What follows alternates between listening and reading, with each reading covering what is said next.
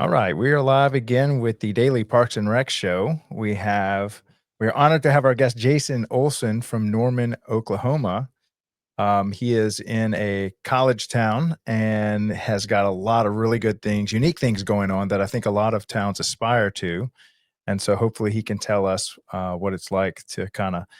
I'm sure he doesn't think that he's made it, but compared to a lot of cities, they're trying to get to where he's at. And then I want to hear his backstory. But a little bit about the show. We are airing every day, 5 days a week at 12 noon Eastern to highlight Parks and Rec professionals like Jason, to hold them up as, hey, guys, this is what you can do if you're a high schooler thinking about a career path, thinking about what you want to do if you want to make a difference in your community, if you want to work with athletics and sports, if you want to make an impact, leave a legacy, maybe not move away. But if you do want to move away, there is a park and rec department that needs your talent anywhere in any city in America. So talk about a job you can take on the road with you, or you can just stay home and invest in your community and not have to leave. So welcome to the show, Jason. How are you doing? I'm doing great. Thanks, Craig, for having me on. It's gonna have a fun hour, I guess, of listening to me talk. Right? That's right. That's what we're here for. we're here to, we need all that wisdom downloaded Yeah. here. So everybody, all the do's and the don'ts. Heck yeah. Um, So how did you get involved in Parks and Rec? I wanted, and I asked Jason earlier before the call. I was like, can you go back to when you were in high school? Where was your head? What were you thinking? What kind of high schooler were you? Because I'm sure there's some high schoolers out there listening right now that can probably identify with your path.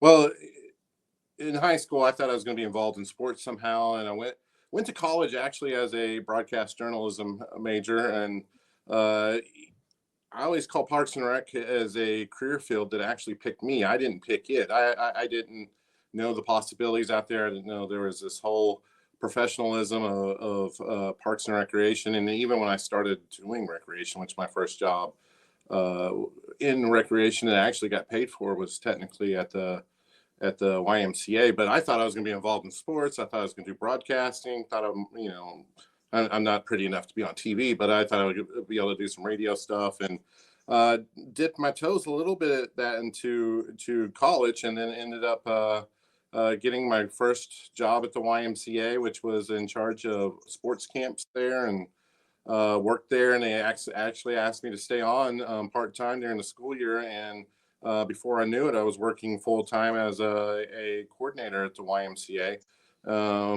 And then eventually came to the city of Norman about in 2002 as a part-time worker. I know people that worked at the Y and at the city both probably know this. I actually made more money part-time at the city of Norman Uh, than I was making full-time at the YMCA. So transitioned as a part-timer from there, and then worked my way all the way up and into the director here. And I call it, I waited everybody out, but mhm. now I'm the director, and somebody's going to have to wait me out. But I even look back into I probably should have saw it coming, because back when I went to church in high school, and we were always organizing, our church was, and ended up ultimately being me. We organized basketball tournaments, we organized flag football events, and things like that. Our church did with our other churches and communities, so our youth groups could get out and kind of do an intramural type thing. But that ultimately led to what I ended up doing for now 30 years of my life, it feels like. Mhm. So, like I said, it found me. I did not found it, and man, it'd been cool if I knew about it way earlier in life. Well, and that's one of the things we're trying to do is kind of raise awareness to the high school age group. Hopefully, if you're working for Parks and Recreation, we can give you a little exposure, not just to the summer job that you're there for, but to considering this as a career path early in your early days. What give us a little light into you as a high schooler? What sports, what subjects did you like? Um, Kind of describe that a little bit for us. Sports, I'm a basketball guy. And when you start hearing a little bit of all what goes on in Norman, and I even have a cool part-time job I can kind of hop into a little bit, but definitely a basketball guy. I went to college to play basketball. Realized that I wasn't as good as everybody else that was playing at my college, and ended up kind of they let me keep my scholarship, weirdly enough, and then I did worked with the sports information office until I got done with school. And then, like I said, I thought I was going to do that. Even it was a small college here in Oklahoma called Southern Nazarene. I even did some of their games on radio, and eventually transitioned. We were like on the front end of doing internet games uh, back then, and broadcasting that where everybody could go listen to a media player and listen to those basketball games. But main interest was definitely basketball. I felt like I wanted to do sports information or broadcasting of some sorts, and then got sidetracked by organizing after school programs and sports leagues. So, and that turned into a full-time career. That's it. How it picked me. But even to hop into a little bit further into basketball, if people look into Norman, Oklahoma, we've had this kid that his name is Trey Young. He grew up here, actually participated in our Parks and Rec programs. Ended up turning into an NBA All-Star, superstar, internationally known guy. Gave back money to his community. We actually had something perfectly lined up where we had a quality of life initiative that was going on to build a swimming pool and a kind of a multi-sports center. He donated to that project, actually $4 million, expanded that, and got his name on it. But that's my attachments for basketball. And then I also run the shot clock for the Oklahoma City Thunder, and part-time for the Oklahoma Sooners whenever our shot clock guy, which is ironically the old Parks and Rec director, misses a game out here. He usually calls me to fill in for him. All right, so I've never run a shot clock. What does that job look like? They give you a little box. It's about yay big. You hold on to it, and every single time that there's a change of possession, ball hits the rim, you reset it. And a few years ago, they had this bright idea to make it really hard, because at that point it was easy. So now offensive rebounds or offensive possessions that happen in the backcourt, which will turn into their front court, is also reset to 14. So it makes you think. They like to challenge you, and if you mess up, they stop the game and unmess you up. Wow. Can you enjoy the game when you're having to pay attention so much? Yeah, well, I enjoy it for sure. I mean, it's really cool to sit front row to watch NBA game. I've tried to count how many NBA games I've seen. I'm probably getting close to, I mean, it's upper 700s probably. Been doing it for 15 or 17 years if you count when the Hornets came here after Hurricane Katrina came to Oklahoma City, which is, we're a suburb of Oklahoma City here in Norman. But yeah, you get to enjoy it. We had a great run right when the Thunder moved here with Kevin Durant, Russell Westbrook, James Harden. They made the NBA Finals, so I got to run the shot clock in the NBA Finals, which is a crazy experience in itself. And now we're doing this little run with Shai Gilgeous-Alexander, and I have the best record in the league right now. And we have hopes of a deep playoff run or a championship this year. So it's a pretty cool gig, if you ask me. Yeah.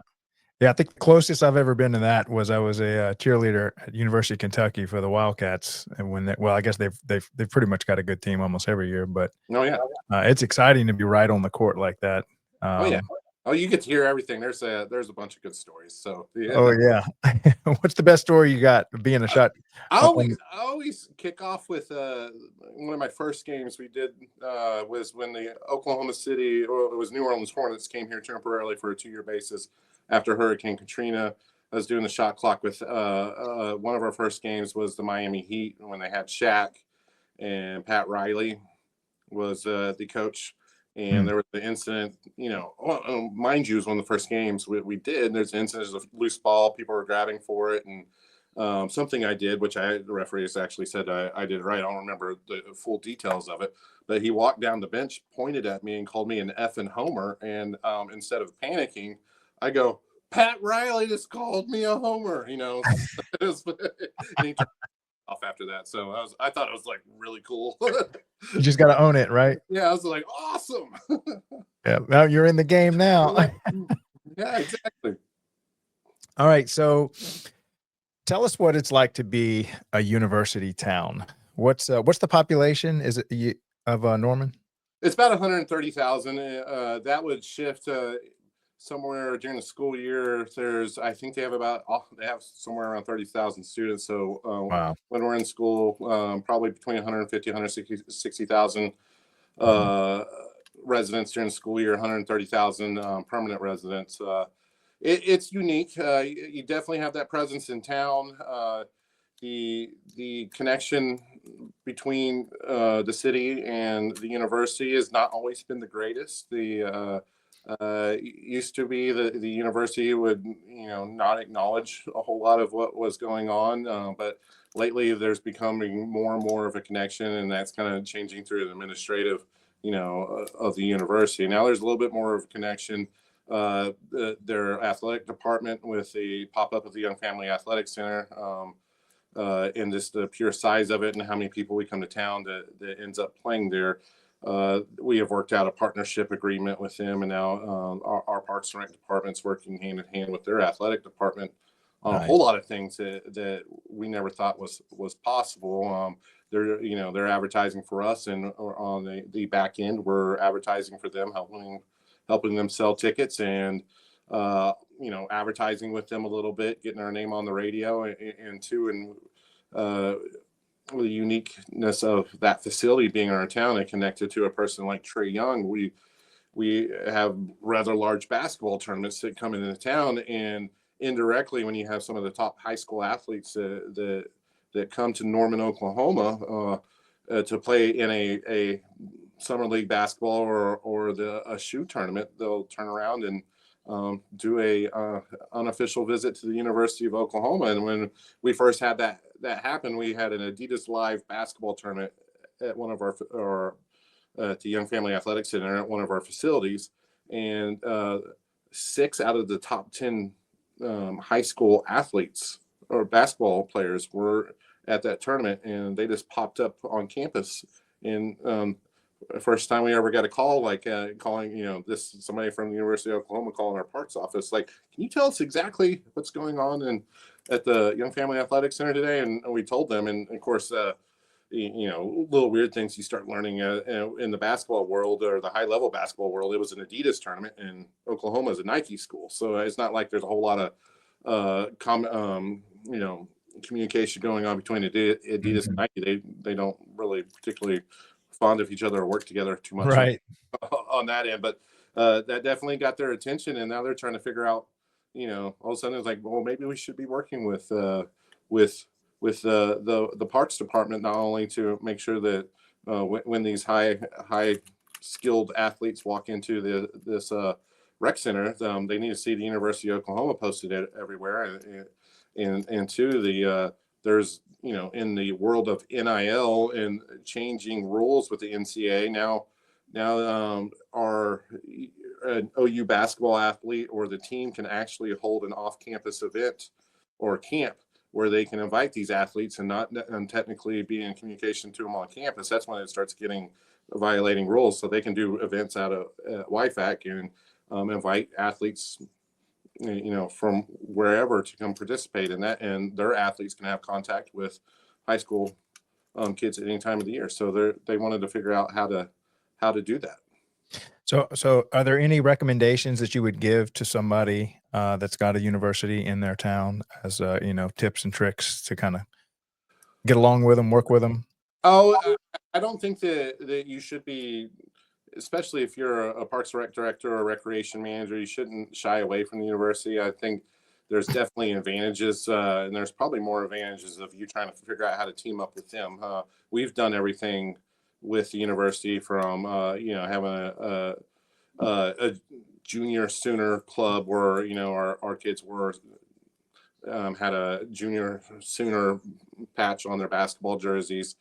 Just don't be afraid to reach out and try to dip your toes in the water. I think that more or not, these universities are going to, especially athletic programs, are going to want to work with you and trying to figure out how to make these connections. NCAA does require these athletes to do so many hours of community service, and I mean, you're as a Parks and Rec department, you're sitting there pretty. You have after school programs, you have different community events that set up naturally for them, for these athletes to come mark off their 4 or 5 hours a month they have to get of community service just to be there. So don't be afraid to reach out. I mean, they will work with you, and you're the easy button for them. So Yeah. just don't be afraid to build those relationships. And it's not a bad place to start advertising. If you have a large university, you have to think that they have all these facilities with they automatically bring people into these games. So when we started looking, you start looking at tracer information, which we have, which is an AI app where you can follow people's trends on where they're going from cell phones and all that stuff. When you look at the University of Oklahoma and their basketball games, their men's basketball games, an average of 86% of the people that go to those basketball games are Norman residents. So Wow. you have a captive audience right there to sell your programs on the video screen, or do some kind of games during the basketball event that they're having, and it makes an easy connection in advertising, because I'm of the belief that the advertising has become way more difficult. It's not as easy as putting something in a newspaper or a radio ad like it was when we were kids. Not hardly anybody picks up a newspaper, and now with podcasts and XM radio that doesn't have radio ads, how do you get this media across to people? It's just that's one of the ways that we figured out, where you're sitting there and it's a timeout, and all of a sudden your logo and your events pop up on their huge big screen in the middle of the basketball arena. It's a great way to have a captive audience and get out your story or your events, or advertise a little bit for what you're doing in the future. Yeah. Yeah. Now, any idea how many students at the University of Oklahoma are from Norman? Got those numbers? No, I don't. It's so when you start talking about like any given time, I think our high school population or our public school population is about 17,000 to 20,000, just depending on probably where you are in that year. So, and I would guess through that graduating class, which is around 1,200 kids a year. I mean, I would definitely, the largest percentage of those students end up going to OU. Yeah, and we have that here in Baton Rouge as well. We have a lot of high school kids going to LSU, which is kind of in our backyard. Yeah, man. If I was a kid, part of the thing about going to a small college, man, it wasn't in my hometown, so I was close enough to go home and wash my clothes, but it was a little too far away for dad or mom to pop up in my dorm room. So right. Yeah. Now let's move on to maybe this 0.5% sales tax that I think really was a game changer for y'all. When did that? Well, why did it? What were the kind of motivations around it? How did y'all pull it off? And then what has it done for y'all since then? So we had this 0.5% quality of life sales tax in Norman. It's called Norman Forward. It was passed in 2015. Ends up being about $150 million of quality of life projects that are kind of pumped in there, and majority of that is Parks and Rec related.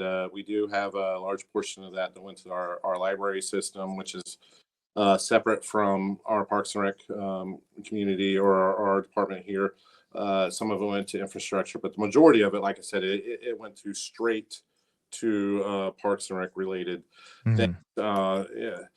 Quite frankly, it's just as simple as that we had parents that in the 2010, 2012 were absolutely sick of being in a community like Norman, which is over 100,000 people. At that time, probably about 110, 115,000 people that didn't have the facilities or places or park qualities that they would be able to go and play a local tournament at, or even host a local league at. We were playing at rec centers, our basketball leagues at rec centers that had tile floors in.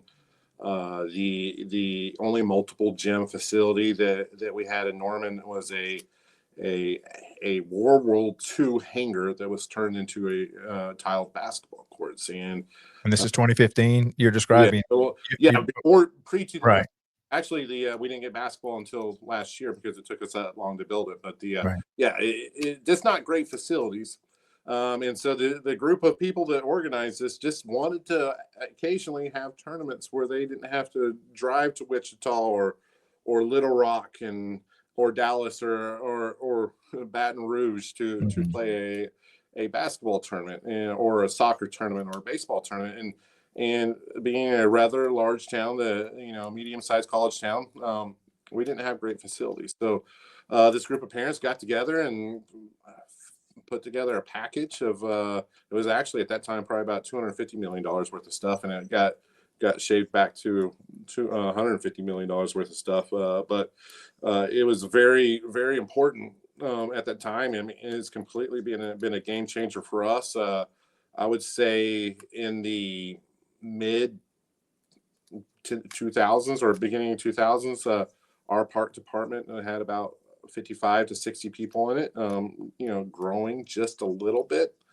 Now, after we have these facilities built, and I can go over the facilities, we are up to about 110 employees. I mean, we have grown with our facilities, and we are trying not to, as talked about us operating those out, but we tried very hard as these facilities were coming online, because we know that the community interest and wants from these facilities are going to be high. We want to make sure that because it can turn political very easily in a governmental project that's a $40 million basketball gym or gyms. We want to make sure that that's operating properly. So we ended up operating that ourselves, and I mean, instantly had 30 employees that need to be there to run that. Yeah.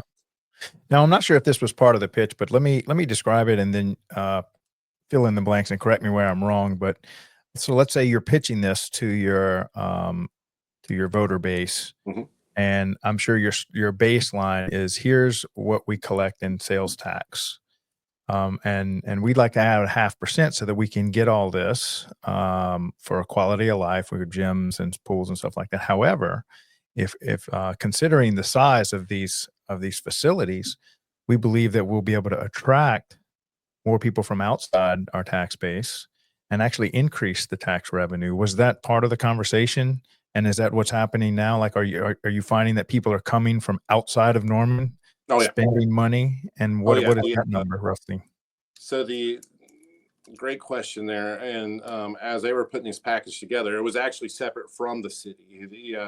We have movers and shakers just like any community does. And these, at the time, these are parents that own car dealerships, and they own, they're developers and all this other things, and have a good chunk of money to invest in this, because they did it separate for us, and we didn't, as a city, didn't actually get. I mean, they're doing community presentations, they're doing studies, trying to figure out what need analysis are, and figuring out if our community could support all this stuff. They did it all separate, so we got handed this package at some point.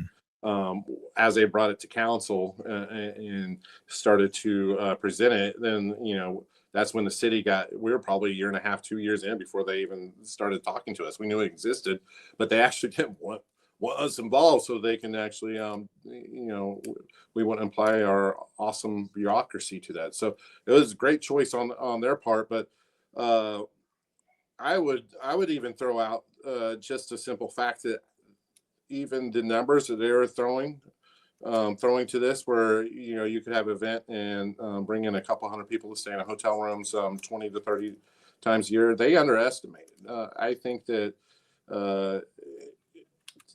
and I will say this because we are very fortunate. When you talk about the Young Family Athletic Center, we had perfect timing and all the right ingredients at the exact right time to build this facility. It's not very often that you can package in a NBA All-Star that wants to donate to a project. And I mean, we had that set up for them because we passed Norman Ford in 2015. They did not have a crystal ball to know that Trey at that time, who was in middle school, was going to become an NBA All-Star. As that started to transpire, and we were actually talking at the beginning with Blake Griffin, which was he's not from Norman, but he played at the University of Oklahoma. He somewhat showed an interest, but as we were starting to put all this together, our hospital system also approached us and like, hey, we've heard of these facilities in other states where a health partner actually builds a facility inside this multi-use center, and we'll have a full sports training, sports performance center built there, and we'll do sports training, will help these athletes, these young athletes, be better and build up weak parts of their body so that you won't. Did you know that like a high school girls soccer player is more than 2 times more likely to tear their left ACL than a male soccer player doing the same thing? It's just the way the anatomy and how muscles are built differently between men and Mm. women. So they can actually at Norman Regional's Sports Performance Center that's connected right in the middle of the YFAC, they can go in there and do a full body evaluation. They'll run you through tests and they'll find the weak parts of your body. And then they'll go up to this female soccer athlete. Hey, your left knee is your right knee is 2 times stronger than your left knee. So if you come here and train with us, we can work on that left knee to get it stronger, and you'll be less likely to be injured Mm. in the future. Well, like I said, I'm kind of rambling on, but this is all stuff that they didn't imagine that could happen. And we also built a swimming pool. We had a 50-year-old pool at the time that had zero shade, and we had less than 200 members that went through there. We built a brand new community pool. It's our Westwood Family Aquatic Center. It's about a $10 million project. That now produces more than $1 million in revenue in 90 days, which is crazy. And we have 7,000 people that become members of that over the summer. We already mentioned the Young Family Athletic Center, built 2 libraries through this. We also investing $15 million into our neighborhood parks to get new playground equipment. And there's several other. We built a new community park, upgraded our soccer park and baseball park through all this. So I mean, it's beneficial. It's done wonders for our park and rec system here that we couldn't imagine What 15. tell me more about that swimming pool as far as because that's one of your revenue positive facilities, correct? Yeah, and so we do have, and I'm sure parks and rec directors and rec managers and park managers, they're all familiar with this, but it's a special revenue account. So we our goal, we have 2 of them. One's Westwood, and at Westwood we have a tennis center along with a golf course and the Westwood pool.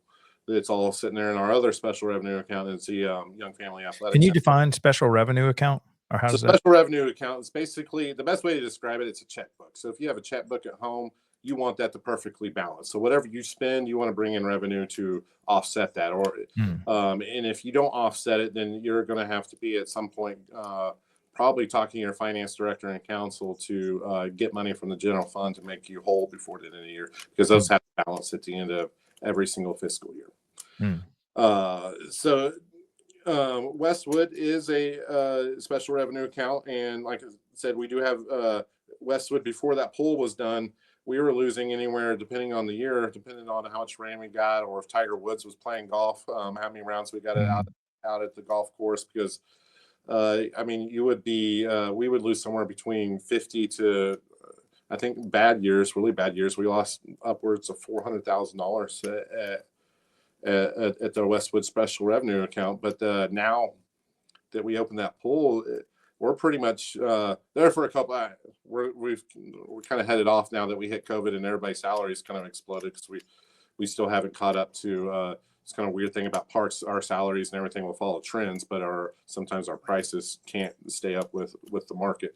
But we're pretty close to ending up even every single year. We're making a profit a few years, and I think we're negative about $20,000 last year, just because, like I said, we can't keep our prices can't keep up with the cost of labor. Yeah. And so, what was the journey like moving that from, let's say you've got an old pool, and so I guess you're having to shut it down, Mm-hmm. and then at some point the new pool opens up. How long did it take to ramp up as far as getting membership to where this thing was kind of sustaining itself? Well, it happened in the first year we opened the pool. The kicker of everything is that we closed the pool. Well, actually, we went through a design process and a bunch of community input to build the new pool, and then we closed the pool and built the brand new pool, which took about 2 years. So when we closed that, you demoed the whole other pool, and then we were supposed to be open the following year, but a contractor was a little bit slow, and once we realized we weren't going to be able to open up for that that summer, it kind of even slowed down construction even more. They weren't, we weren't too worried that we missed that next summer. I mean, we were worried at the time, but there's no hurry and get it done now, because by the time they're going to get done, we're heading into fall, and we don't want them to put water in the pool in the fall anyways, because we don't want it to freeze. So, yeah, Right. it was about a 2-year process, and immediately that first year it blew our mind when we opened up that pool. How much That's crazy. we made. So it is possible to not lose money in Parks and Rec. It is possible. Now, I'll be perfectly open. Our special revenue accounts do very good. Now, as you start including in the other 65 people in our department, we're way negative from what right. So, well, not everything you do is kind of a fee, but I think some of this stuff might be hidden in economic impact that I don't know how you measure when people come in town, how much they're spending as directly related to your event or your facility. It's a good question. So we do, I mentioned it to you earlier. So the Tracer AI software, where we can kind of match or find out trends of people where they're going to cell phone data that they produce.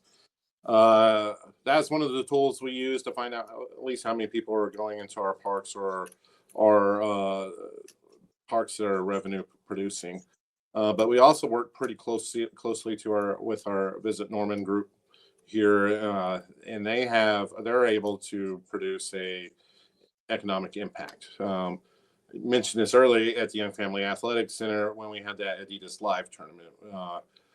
We had teams in from all 50 states were represented in Norman, Oklahoma, and then about 200 basketball teams came in for a full weekend there. And then on top of that, we had about 400 coaches, NCAA coaches from all over the nation that they came here to watch that tournament, because this is easy to recruit there, and not supposed to have contact with the kids, but it's kind of hard not to have contact when you're in a facility that's packed with that many people. But they were able to produce a economic impact model between softwares that they have, and and I think that one model did about $1.6 million in economic impact on our community that weekend. And this kind of a general impact, not that we're close, we're talking about a smaller event where it sold out every hotel room in Norman, because we're right at about 3,000 hotel rooms. But a typical game day football, when we have 85,000 people come in here, 3 days for a basketball event at a Parks and Rec facility did $1.6 million. Your usual game day does about 6 or 7 million. So that kind of just where you're at on something like that. And we had 30 something events, basketball tournaments at the YFAC that first year we were open. So not all of them were that big, but we were definitely selling out the hotel rooms that were around the Young Family Athletic Center multiple times. Okay, so we're going to take a little quick break to show one of our video content creators made something for high schoolers to consider Parks and Rec as a career path. We had a competition where we said who could make the best video, and then all the content creators kind of voted on you couldn't vote for yourself. But Catherine's came in second. I voted hers as number 1.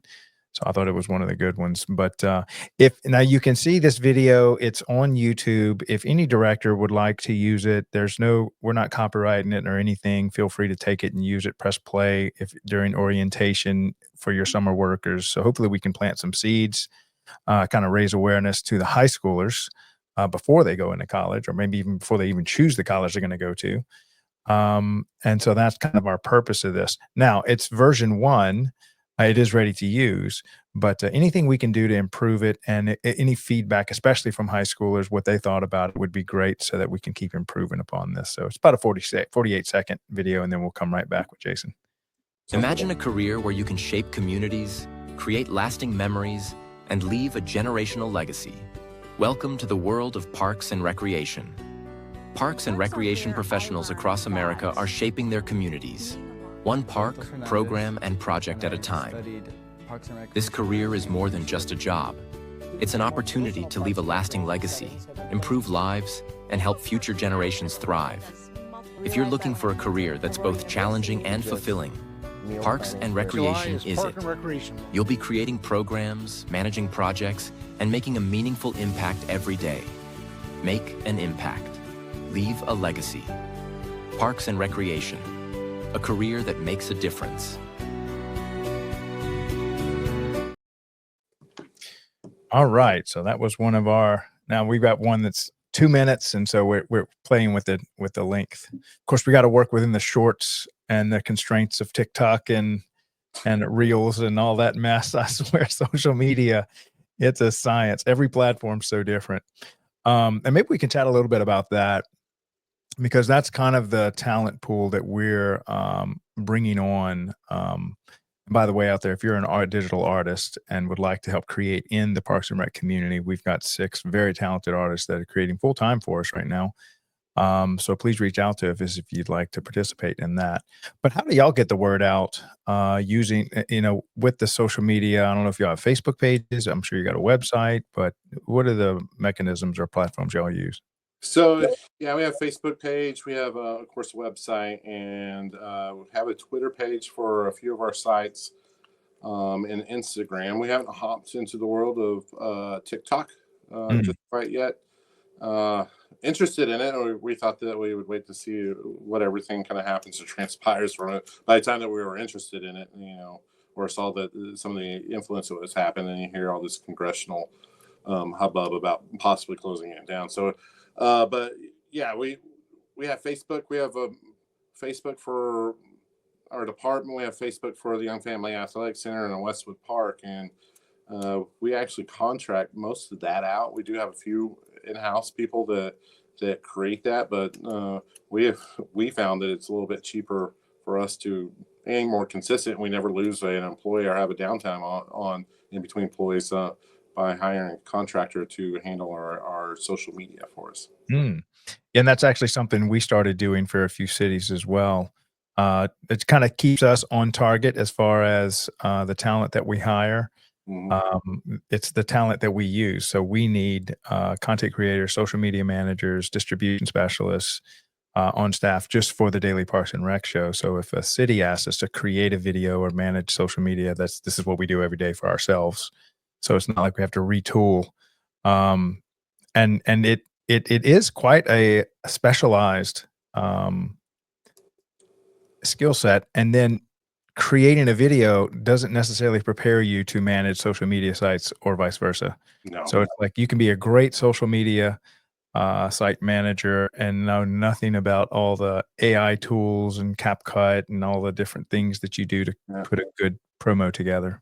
Well, and too, as you start talking about you use Facebook as a Parks and Rec department to basically advertise yourself.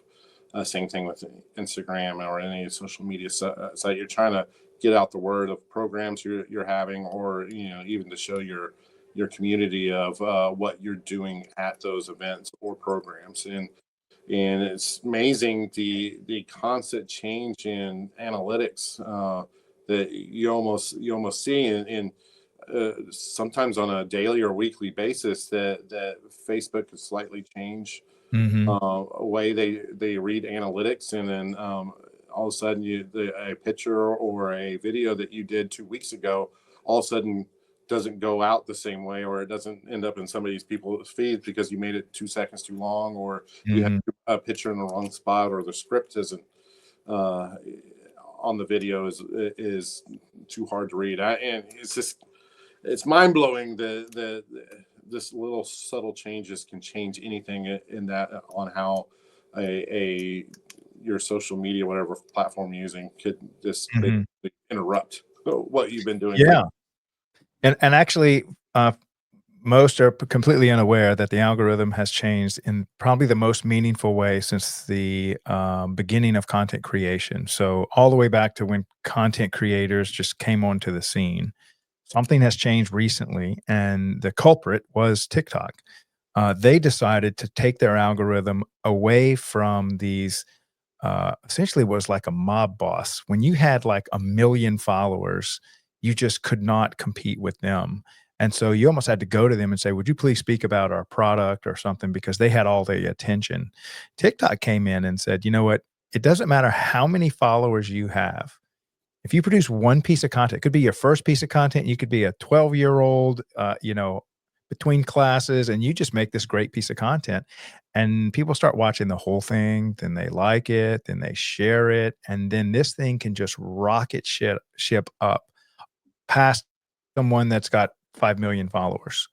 And so once TikTok did that, that's what actually catapulted out of pretty much obscurity to one of the dominant platforms. And it wasn't long after all the other platforms followed suit. So now it's not about how many followers you have. You are judged by every single piece of content you make. So if you make a great 30-second short, you could be up there with the most well-known personalities and brands out there. Which I think it's good. We've never had an opportunity like this for talent to lead the charge. And so if you're a talented content creator, you don't need 8 years of YouTube channel with 1 million followers. You can actually go viral on the first piece of content or some random piece of content. And so this is actually great news for content creators. It's an even playing field. They pretty much leveled the playing field and say talent wins hands down. And all platforms are like that. Facebook made that switch. TikTok led the charge. Instagram now does like that. X has done like that ever since Musk took over. So if you're a content creator, now's the time. Now's the time to get in it. So I'm glad you explained that to me, because I had no clue. But I know it's difficult, and we try to keep up on trends, and sometimes our contractor that does it for us, they're a little bit too wordy on some things on the post, and we're like, no, cut down the words. We want them to go to the links. mhm. Yeah, it really is a science, and yeah. it's constantly changing, and AI is making us so much more efficient. And it's about the quality of information you're putting out too, because that represents, you as a department. You want to make sure that you're putting out good quality content. Your flyers, your media information. You have to call them flyers. That was old school, but this like the pictures and the graphics that you're putting in there, along with your video. You want to make sure one that represents you.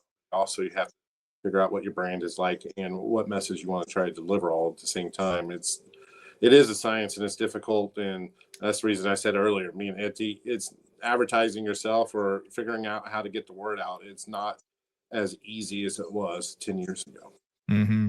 Yeah, it's constantly changing, and AI is a huge game changer for that. Our developers can work so much faster and churn through so much content and do so much more editing.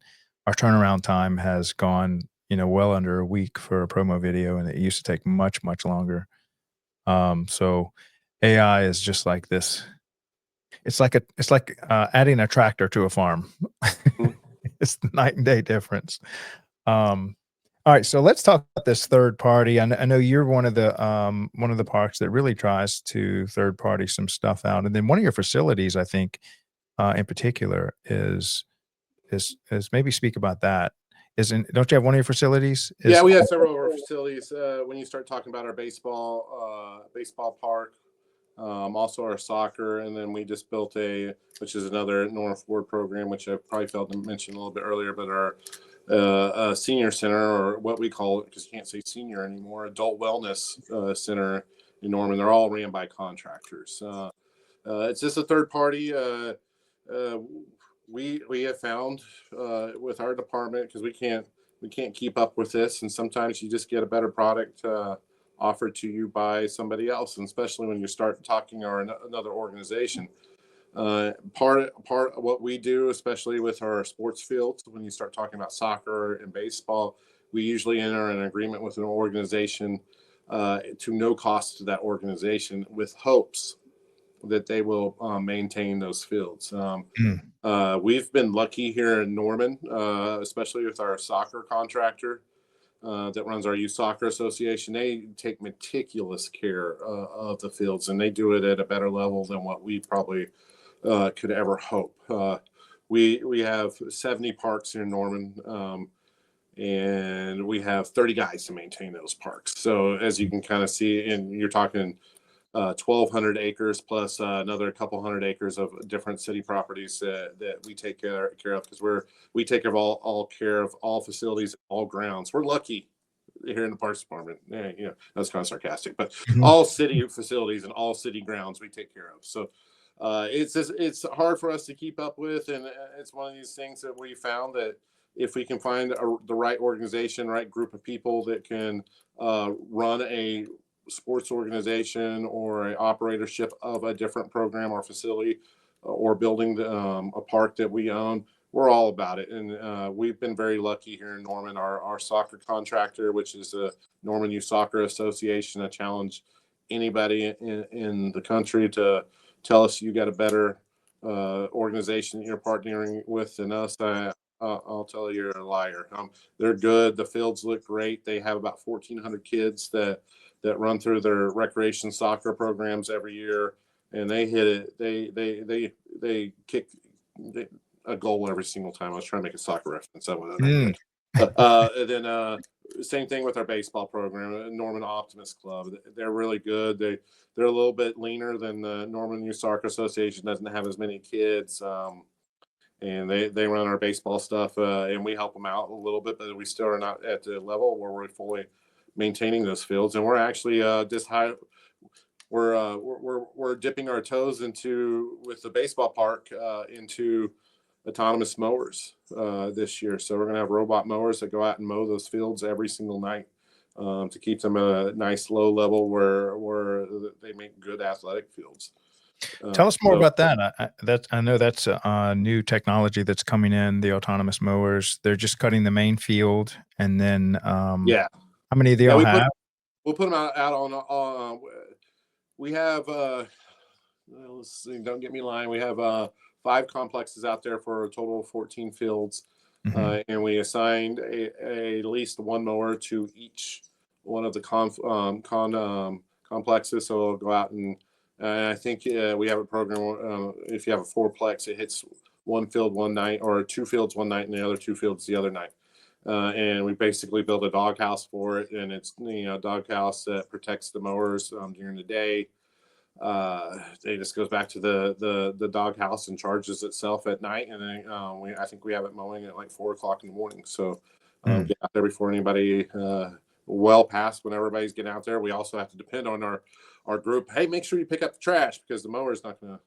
It's just going to fly right over it. Right, you don't want cups and sunflower seed bags just chopped up everywhere. So making sure you get out there and pick up the trash and dump your trash, because we're windy here in Oklahoma. Make sure it doesn't blow everywhere. But we're figuring it out.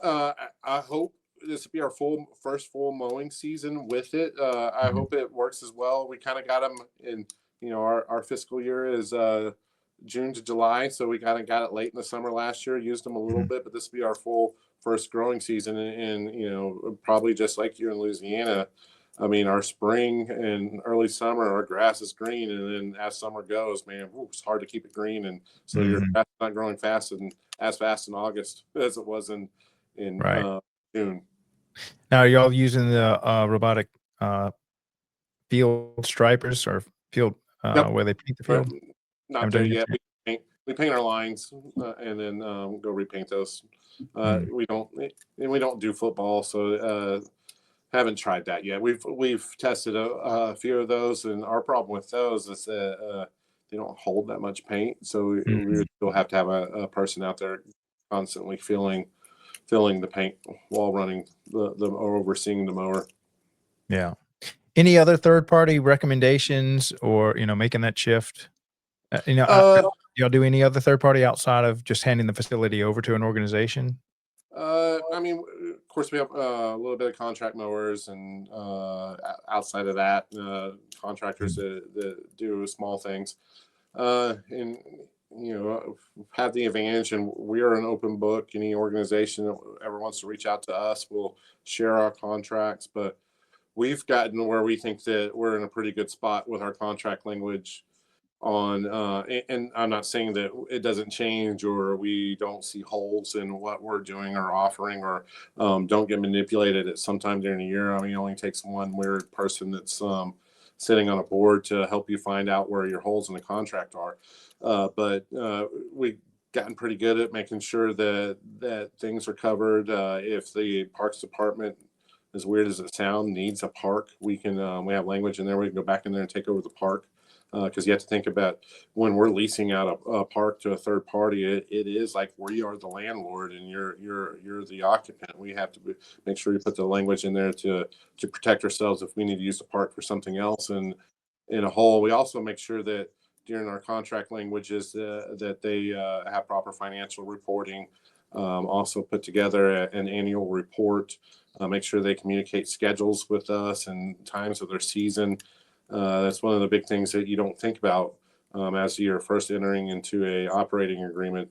You do need to know when their season will start and when their season will end, because you will always have projects that you need to work around at that park.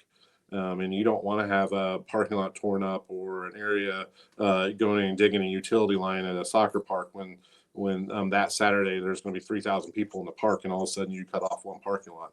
I mean, you have to be a full understanding, and you have to make sure that your facility guys, to keep, as you get closer to winter and they're still having tournaments, your facility guys need to know when or when not to go shut down a bathroom or winterize it because they're done with it for the season. Mm. All right, so shifting gears a little bit, let's talk about the state of the industry itself, and maybe we can start off with the state association in Oklahoma. Are y'all active in that? And Yeah. Oh, so give us a little state of the union of the Oklahoma State Association. Oklahoma Recreation and Park Society. Mhm. We're a real small organization, one of the smaller ones that we know of. They also have Southwest Parks, Mhm. which actually hurts the size of our organization. And when you start talking about Southwest Parks, And that's a national one, right? yes, and they always do all of their events in Oklahoma. Mhm. I've attended that one a long time ago. Yeah, it's regional. Texas comes, North Texas is really Mhm. heavy on it. Oklahoma, I mean, your maintenance portion of it's really heavy on it, and Mhm. Right. so it kind of detracts from us, and that's just one of those things that their conference is not too far from us. We usually try to do our conference in November. They try to do theirs the week before. I think it might be this week, or they did it last week. They tried to do it right before the Super Bowl in one of Mhm. our state parks. And that interferes because ORPS's conference is stuck right between NRPA and then Southwest Parks. And, Mm. and we also have not found another usable time to stick our conference. You can't stick a Parks and Recreation conference in the middle of the summer, or right after the summer once the school year starts, or as you're prepping for your busy seasons either. You have to find that sweet spot. Most sweet spots for most state associations are in the fall, and Mhm. it's hard. Kind of trying to figure out. I was president. I was on the board for 9 years, and I'm dumb enough. I volunteered one more a year this year. I'm stupid. I shouldn't have done that, but that's okay. It's going to take up a little bit of time and give back to everybody in our organization. But it's important, and I think when you're talking about your local organizations or your state associations, I think it's most important to your young professionals because they're the ones that are getting out there and they need to know and network, trying to figure out their field, and they're the ones that need to know that information, especially in Oklahoma, of how you can collect and use that information in a workshop to go make yourself better as a professional. Mm. Also, going there and networking is super important because when you're a rec center supervisor or you're a coordinator of some sort, you there you go to this and there's 50 other people that are in the same spot as you are. You have to figure out, hey, we've been doing this and it's super successful here, but this is what we do here, and we figured out this by changing this little piece, we're up 20%, or we figured out how to communicate using this programming instead of this. I mean, is this letting those people that actually are in touch from day-to-day programs work together and figure out the best way to run it. Also see what else is going on other communities, because we're copycat industry, but it doesn't mean that you always know what everybody else is doing and what the trends are, because a trend definitely can be different in the Oklahoma City area or what it is in Tulsa area, and it's going to be different from here to when you start going to NRPA from here to Louisiana. So I would say the state organization is really, really important for our young professionals and get to know other people in other industries, and also just to know that you're not the only person that's having a tough time with this or needs help to get some things over that finish line. Any new trends that you're seeing that's maybe affecting regional or national? It's a good question as well. The our trends, we're always chasing down pickleball. I know that's everybody problem, and man, it's hard I feel like it's hard for us, especially here. You capital program so many years out. You have a 5-year CIP and you have all these plans, and then once you try to go there and adjust it just a little bit, and you get a little bit of a back fee from your finance department or your city council or city manager. But the another trend that I hope that we are able to hop on to is at least internally is figuring out some of this AI stuff that's going on. We haven't been great using that in our department. We've heard some successes from other departments, and also we're living in a time too where you have these hesitant IT departments, because you look at it through Parks and Rec goggles where you don't have a whole lot of dangers or anything like that, but IT looks at it through a different goggle and sees that, hey, our water department is also connected to our IT infrastructure, and our police communication and fire all communicates through this IT. And you got Parks and Rec, which is over here doing really cool stuff and doing quality of life measures, but you actually have life depending measures that are infrastructure you have to protect on the other end. So they put these safeguards on there that you can't necessarily use some of the AI stuff, because they don't know how people are using that to get in on the backside. So we're trying to figure it out, and other departments are trying to figure it out. It'd be interesting to see where that goes. I understand it helps out your efficiency a little bit, and Lord knows I need efficiency help. So hopefully we can dig into that. Yeah, I think we're on the verge of having some super intelligent AI at our disposal practically in every device that we have. I follow that pretty closely. It does affect what we do a lot in the digital world of moving information, creating information, building online communities. AI is going to be a huge chunk of that. But as robotics comes out, and y'all are seeing this a little in the lawnmower world, but eventually, I don't know if you're following what's coming out of Austin, the Tesla factory. They have these humanoid robots that'll be, I think they're going to produce 1 million of them by 2027. And a lot of them are starting to be spoken for in department stores, doing every job a human does.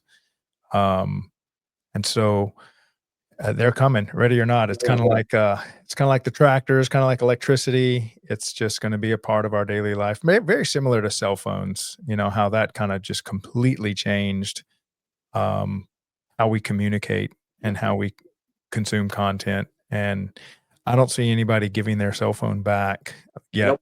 Nope. Pretty much we're all using it. Okay, I got a little speed round of questions for you to kind of close it out. Perfect. Any book recommendations over the years? Any book recommendations? Book guy. I'm not a great reader. I'm a movie watcher. My wife always gets on to me like, this movie sucked. I'll be like, oh, it's great. So what's your favorite movies? Oh, I anything with Will Ferrell in it, I love. Oh yeah. You go back to like Tom Clancy type movies and things like that. And I've tried to get into it. My problem is that I'll start reading a book and get 50 pages in and never finish. And then yeah, that's me too. I'm more of an audio guy. I do read books begrudgingly, but And I just discovered podcasts. I didn't even know these things existed until like a year ago. So oh yeah. I'm dipping I my toe in stuff. Yeah, I was I put a lot of my winnings into Bitcoin, did well with that, and wanted to give back to that community. And so I started a daily show that was like for 2 hours every day, 7 days a week, for like 300 straight days. And that's where I discovered, creating podcasts, creating online communities. I kind of discovered a new passion of mine later in life. And that's when I kind of looked at what's going on in Parks and Rec. And I'm like, man, nobody's doing this for Parks and Rec, or it's Oh, just yeah. a much smaller. I met hundreds and even thousands of people that were creating Bitcoin content. And then I'm looking at this huge old industry that's kind of not taking part of this kind of wave of information, of really of storytelling. And so that's kind of what we want to do with the Daily Parks and Rec show, is be the storytellers of Parks and Recreation, and get this out of the obscurity of best kept secret in America, make it very well known. There's some great stories to tell for sure. Mhm. Any heroes in life? People you look up Oh to? yeah, I mean, I got a few. One's our previous director, Jed Foster, the guy that runs the shot clock at OU. I occasionally back out for. And he's one heck of a mentor, and just to watch the way that I'm not as meticulous as he is. Subtle difference. I'm way better people person than what he was, but but man, the way that he grew this department and made it into what it is, and just to be able to work with somebody of the stature of that guy, and all the work he put in, and just how a good of a person that he is, and his integrity. It's freaking fantastic to have people to look up like that too. So yeah, definitely call Judd Foster one of my heroes and mentors in life. Fantastic. Any quote or motto that you've found useful or live by? Uh, Man, when you talk about motto, the all I think about in life is, especially, one, when you start talking about the Parks and Rec business, is that we're supposed to have fun, and if Mhm. you're able to have an event or build a park, and you are able to go out there and have a good time, that should be able to translate to somebody else. Also, the easiest thing, to treat everybody like you want to be treated. It's not that hard. Mhm. I mean, especially in this business, we should be the departments of yes. Mm. We should figure out a way to make things happen, no matter what. And it's our job to make a city good, look good, and it's our job to expand quality of life initiatives. We are basically the recruiters of people to our towns. You build good parks, you do good special events, you have great programs, and you treat people with the most high respect and want them to be treated like, or you want how you would want to be treated. You're going to be a good person, and you're going to be good at this industry. Mm. Worst advice you've ever been given? Oh, worst advice, man! You're asking some great questions. I probably should have watched one of your podcasts, so I could have got a little bit of this down. And I've always gotten there's some stuff in there, but the biggest thing about getting bad advice, I'm not going to really particularly probably remember some bad advice because I've screwed up a lot. But one is common sense. You got to have a little bit of common sense in life, and if somebody give you some advice and it sounds a little bit fishy, you probably should think it out a little bit. Mhm. A little bit before you start doing it. I mean, common Yeah. sense avoid some of the advice you could get. Best advice? Oh, best advice is, which I don't always go by, but make sure that you take your time and fully think out decisions before you implement them. Mm. So uh, Yes. when you have a department where literally you have 100 people that are depending on you, and you're the leader of the department, one decision could drastically change things. Just make sure that you fully think out anything Right. before you implement it, because especially the farther you get up into life, the more people depend on you to be a good leader and make good decisions. Yeah. Yeah, that's really good advice there. All right. Well, Jason, thank you so much for coming on to the show. I really appreciate you problem. giving us your time. Love hearing your story and everything that's going on in your city. Y'all Oh, doing a well, great job, man. Keep it up. well, thank you. And anytime that you want to have me back on to listen to me ramble for an hour. Yeah, absolutely. I'll check in. I'll check in a few months. We'll have you back on, give you Perfect. an update. Sounds good. Thank you, Yep. Craig. Good talk to you. Bye. All right. So that was Jason over in Oklahoma.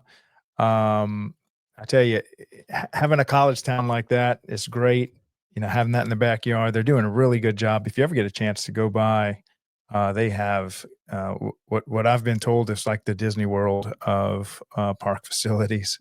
I've talked to some of their neighboring cities, and um, they even pull back from creating something similar because, like, hey, you just drive a few minutes down the road and go to Jason's. So anyway, doing a great job. Also, one of the few park departments, I say one of the few, everybody's doing a good job, but you know, he's doing a really good job as far as making sure that a lot of his facilities are maintaining themselves. And I know that's, you know, somewhat of an art form because you do want to make it available for as many people as you can in your community at the same time. But I really appreciate Jason coming by and telling us his story and all the great stuff that's happening in his city. All right, so we do have our wave of videos that are out. Please go on our YouTube channel and comment as to which ones you like. If you go onto YouTube, you click on the channel. Please subscribe, and then under playlist, you're going to see a playlist called Careers. And so this is where all of our career videos are for any director or anybody in Parks and Rec that would like to use these. They're free to use. Please use them for your presentations or for orientations of high school juniors and seniors, anybody that's in high school that is in a position to be deciding what career path they might choose, what major they're choosing, what a university they're going to be attending. And this is where you want to do your part in helping to plant the seeds so that we can hopefully get a lot more people interested in Parks and Recreation at a young age, and so that they can go to college for it, and then join the ranks of guys like Jason that are helping keep our cities beautiful and investing in quality of life. It's such a rewarding career, and so I highly encourage everyone to take a look at them and give us some feedback too. We are looking for feedback, especially from the high schoolers and the people that are doing the orientations. What do y'all think, and what can we do better? Please red ink them and tell us what we can do to improve. Okay, so we take the weekend off. Next week, I will be at the Mississippi State Conference in Natchez, Mississippi. So we will be airing live from the conference. We'll be pulling in a lot of the attendants, the directors, and even some of the vendors. We're going to highlight some of them because, you know, they're sponsoring this, and appreciate all the vendors that have ever supported any state association. You know, without them, we really couldn't afford to have these great events that we have every year for the Parks and Rec industry. So we will be there Monday, Tuesday, and Wednesday. We'll be airing. We're still going to do our regular 11 o'clock show. But in addition to that, we'll probably have another 10 to 15 maybe interviews across those 3 days next week. And then Texas, I am doing my best to make it to yours only 2 weeks after that. And so I still have to coordinate with a few people and make sure I can pull it off. But God willing, we will also be at Traps in Fort Worth this year.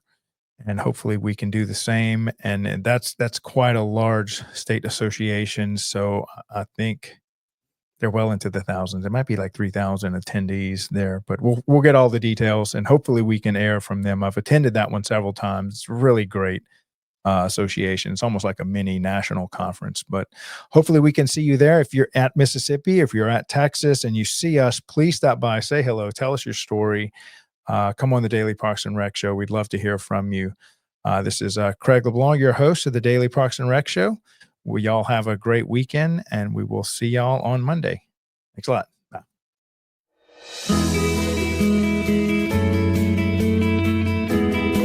Welcome to the Daily Parks and Rec Show.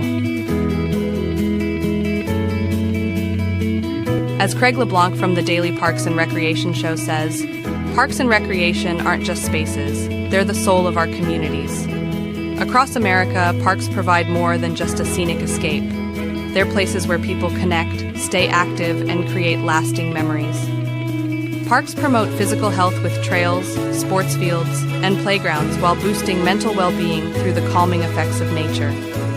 Recreation programs bring communities together, offering everything from fitness classes to cultural events.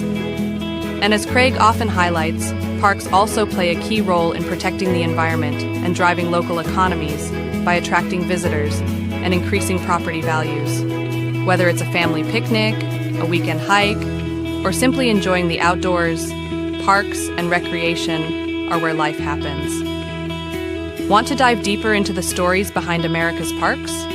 Tune in to the Daily Parks and Recreation Show with Craig LeBlanc for inspiring insights, tips, and updates about the spaces that bring us all together.